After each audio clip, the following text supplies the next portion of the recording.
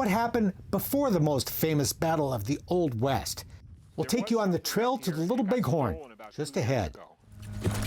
This is today's Wild West. If you love watching today's Wild West, you'll love reading Great Rides of Today's Wild West, a 10 by 12 hardcover coffee table photography book profiling more than 24 horseback adventures across the spectacular American West with more than 300 color photographs.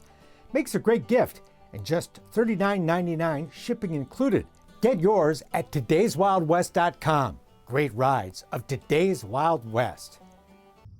There's an endless fascination with the Old West battle known as Custer's Last Stand.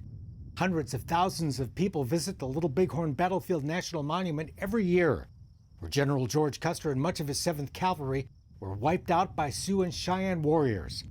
But there's a much bigger story beyond the battlefield you can now see along the back roads of southeast Montana.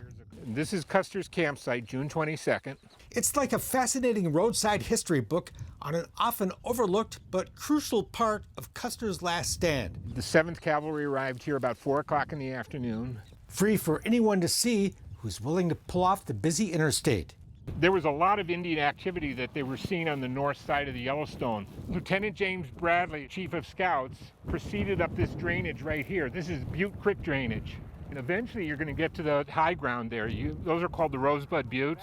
Along the region's county highways and back roads, you'll discover 19 new roadside markers telling the story of the trail to the Little Bighorn, the significant events leading up to and immediately following the most famous battle of the Old West. Essentially, it's an invitation to get off the interstate and follow these little 2-lane roads and read about Montana history. Custer was also ordered. The new markers are the work of retired educators Ellis Perry and Dennis Kapitsky. We are sitting on a gold mine as far as the Custer junkies are concerned.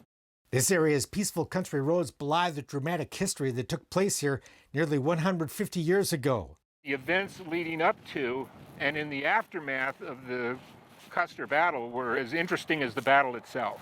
See this big open field here? That's where the 7th Cavalry was camped just prior to their march up Rosebud Creek.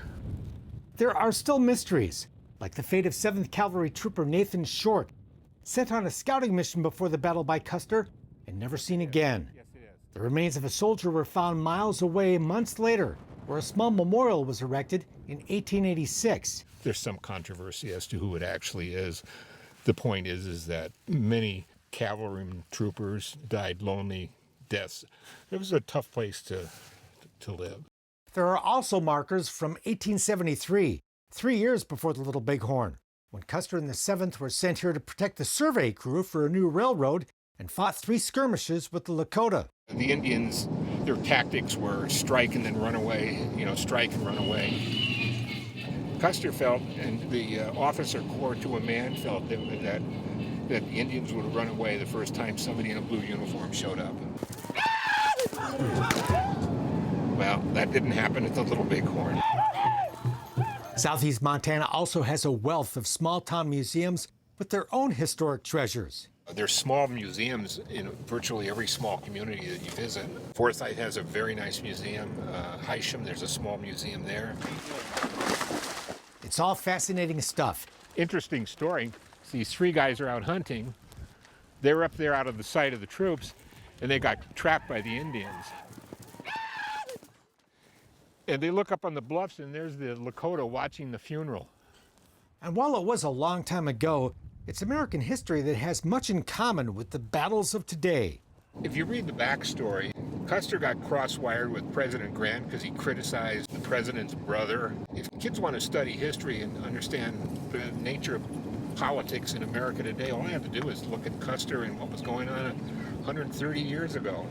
And you can read that story and walk where it happened on the back roads of southeast Montana.